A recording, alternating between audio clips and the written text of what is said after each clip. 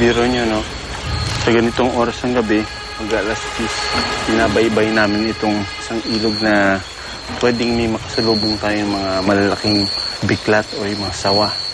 So dapat, alert kami.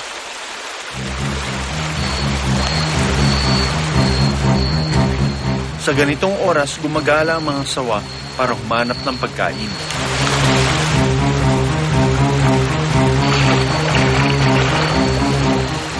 Mabilis na magiging pagkain ng isang sawa ang natutulog na coppersmith barbet na ibon. Hanggang... Oh, may ahas daw! Hey! Ooh! So yun, oh, grabe. Did you see the strike? Huh? Hindi isang sawa, kundi isang makamandag na mangrove snake.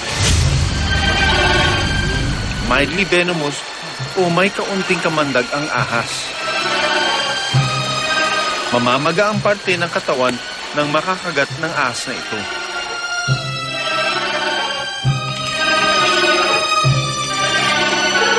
Ito may mga reaction ng mga kasama natin, nagtatakbuhan.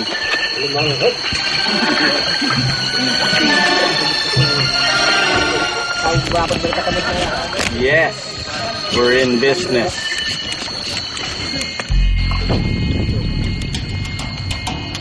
Kinatatakutan ng mga agta ang ahas sa pag-aakalang nakamamatay ang kamandag nito.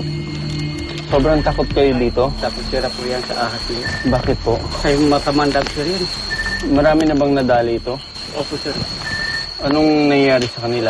Ay talagang napakakamandag sir yan. Yung ahas na yun, kakamatay po yan.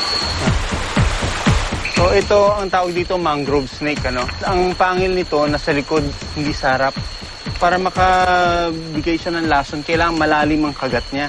So yung isang ganon, hindi niya kayang ibuga yung lason niya. Kailangan kagat na kagat. Tapos ito, hindi nakakamatay. Pag kinagat kayo nito, ang mangyari sa laman nyo, mamamaga. Kinunan ko rin ng datos ang ahas. 460 grams.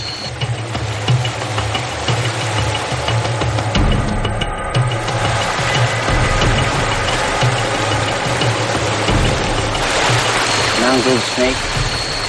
Beautiful, black and yellow.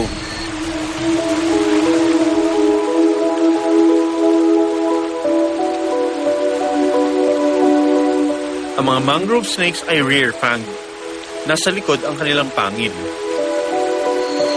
Di tulad ng pit viper na may pangil sa harap.